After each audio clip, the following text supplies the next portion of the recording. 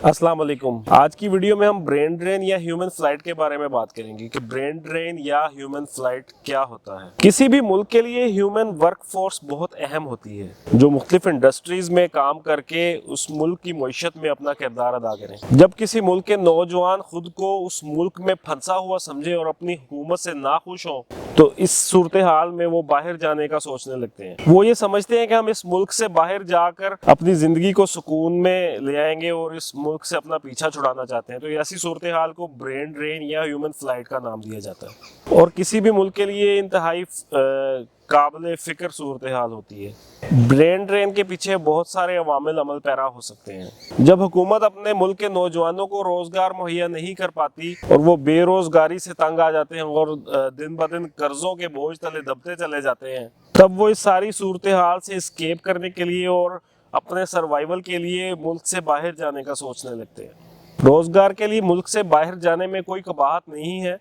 लेकिन इस बात की भी कोई गारंटी नहीं है कि मुल्क से बाहर जाकर हालात बिल्कुल ठीक हो जाएंगे और आप ऐश व इशरत की ज़िंदगी बसर करने लगेंगे। मेरे मुशाहिदे के मुताबिक बैरून मुल्क मुकीम अफराद की ज़िंदगी ज़्यादा मुश्किल और कठिन होती है बनिस्बत उनके जो अपने ही मुल्क में रहते हुए सख्त मेहनत करते हैं और अपने हालात को बदलने के लिए जदोजहद करते हैं। मैं ये बात पूरे वसूख के साथ कह सकता हूँ कि जितनी मेहनत हम मुल्क से बाहर जाकर करते हैं, अगर उतनी ही मेहनत अपने मुल्क में रहते हुए कर लें तो शायद हम उतने ही पैसे कमाने में कामयाब हो सकते हैं जितने हम सोच रहे होते हैं कि हम बाहर के मुल्क जाकर कमाएंगे।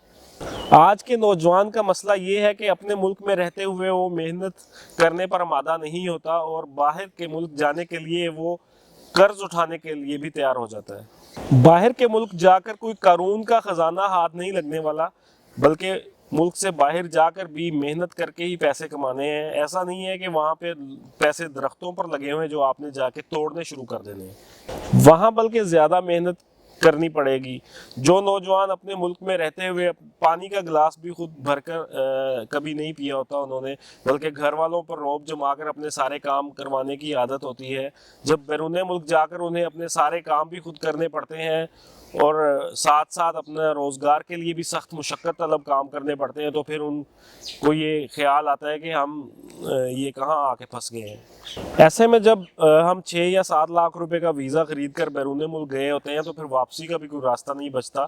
फिर हमें वहीं पर रह कर ही काम करना पड़ता है और मेहनत करके पैसे कमाने पड़ते हैं। दिल ना चाहते हुए भी वो सारे काम करने पड़ते हैं। लिहाजा जल्दबाजी में कोई ऐसा फैसला नहीं करना चाहिए जिस पर हमें बाद में पछताना पड़े। चैनल पर पहली दफ़ा आए हैं तो सब्सक्राइब कर लें और अगली वीडियो तक के लिए इजाज़त दीजिए। पाकिस्तान जिंदाबाद।